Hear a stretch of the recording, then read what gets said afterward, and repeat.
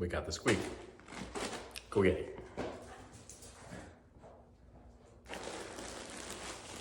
So just quit squeaking that thing. So straight from the mailbox is an order that I just got from GORUCK. A couple other items in here that are gonna be kind of interesting to talk about. One of them is a brand new one that we haven't quite seen before. So what we're gonna talk about today is the GORUCK Challenge Short Pant and the new Sand Ruck Plate.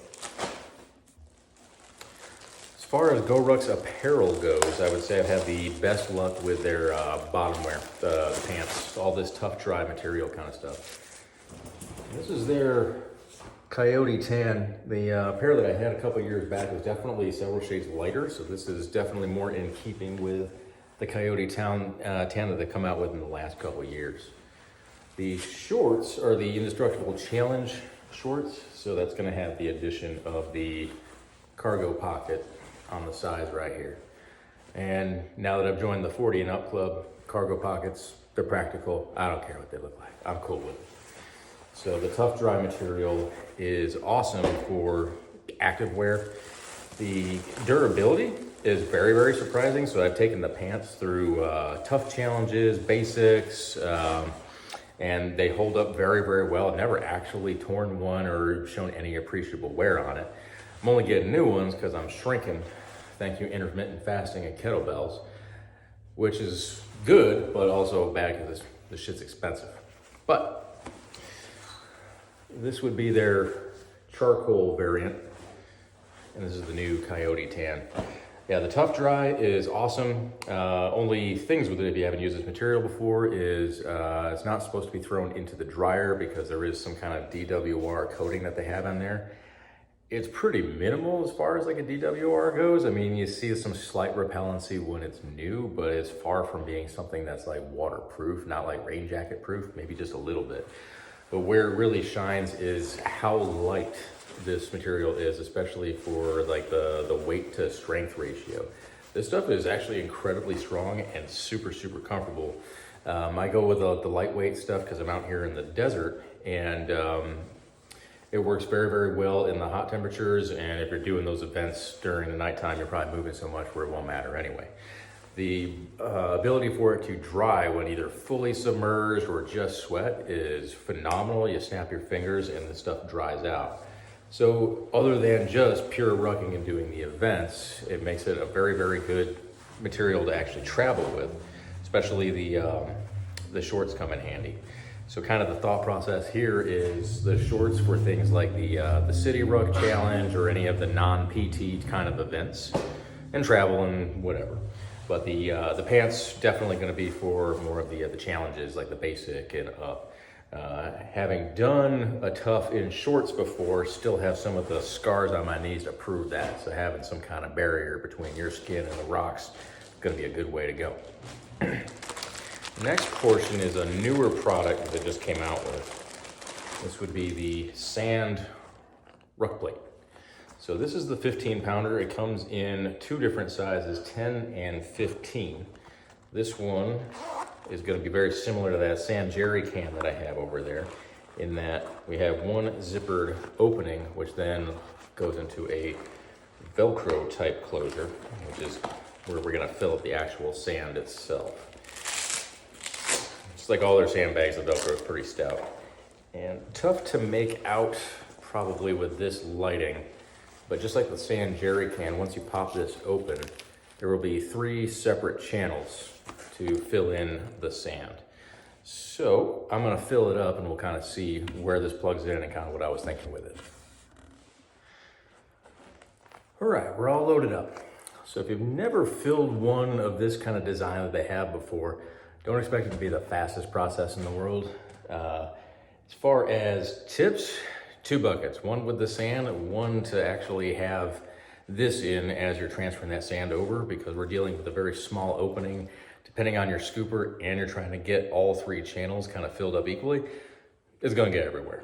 But once you got the actual sandbag part portioned up, it'll Velcro together, and like a roll top, you kind of roll that down, and we get to test the quality of that zipper real good. So to get to that 15-pound mark, it is a bit on the tight side. So we're gonna kind of massage this a little bit as you're filling some lateral side to side there to make sure it's shifting and getting those channels equally is gonna be your friend.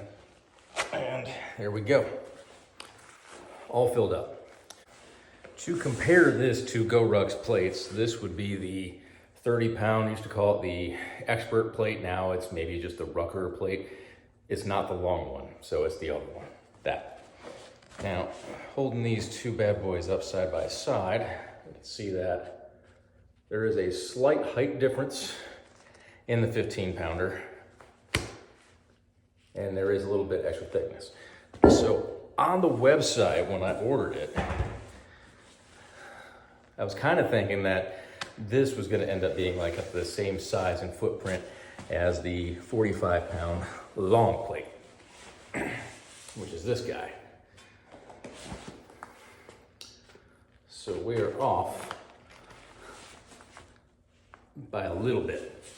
A little bit shorter, a little bit fatter in the ruck plate itself.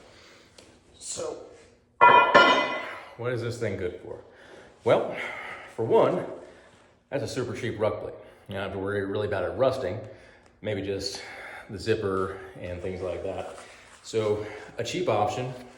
It's gonna be 1,000D Cordura, so it's gonna hold up for you. It could, say like you're in a ruck club, you have a lot of newbies coming in, you wanna introduce a coworker, a friend, a spouse into rucking. This would be kind of a low-cost alternative to, hey, try it out, bring what you got. This will fit into just about anything. Now for my purposes,